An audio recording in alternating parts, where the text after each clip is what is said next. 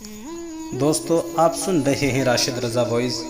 حاضر ہوئے ہیں بڑا خوبصورت واقعہ لے کر حضرت ابراہیم علیہ السلام اور ایک مجوسی مہمان کا، جس کو نقل کیا ہے شیخ سعدی رحمۃ اللہ علیہ نے اپنی بستان سعدی میں۔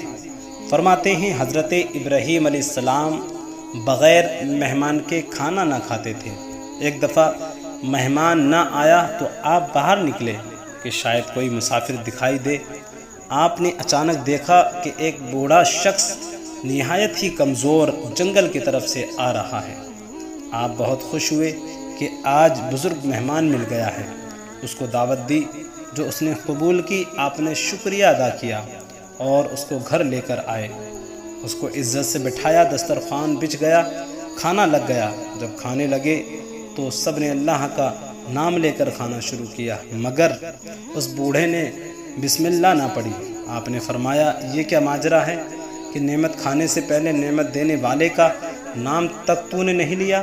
اس نے کہا دین اپنا اپنا ہے، میں تو آتش پرست ہوں، کیا روٹی کے لیے اپنا دین چھوڑ دوں؟ آپ نے اس کو دسترخوان سے اٹھا دیا۔ اس کے چلے جانے کے بعد اللہ نے ابراہیم علیہ السلام کو وحی فرمائی کہ مجھے بھی تو پتہ ہے یہ مجوسی ہے، مگر میں تو 100 سال سے اس کو کھلا رہا ہوں، تو ایک وقت کا بھی نہیں کھلا سکا۔ اگر وہ آگ کو سجدہ کرتا ہے تو کرتا پھرے، تجھے تو سخاوت نہ چھوڑنی چاہیے تھی۔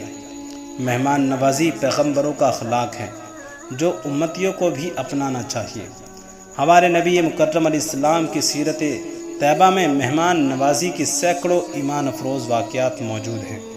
اگر کافر مہمان بھی آیا ہے تو آپ نے اس کی خوب تواضع کی ہے۔ ایک مرتبہ ایک کافر آپ کے یہاں رات کو ٹھہرا، آپ نے اس کی مہمان نوازی فرمائی۔ وہ جاتے ہوئے بستر پر پیشاب کر گیا جو آپ نے اپنے ہاتھوں سے دھویا۔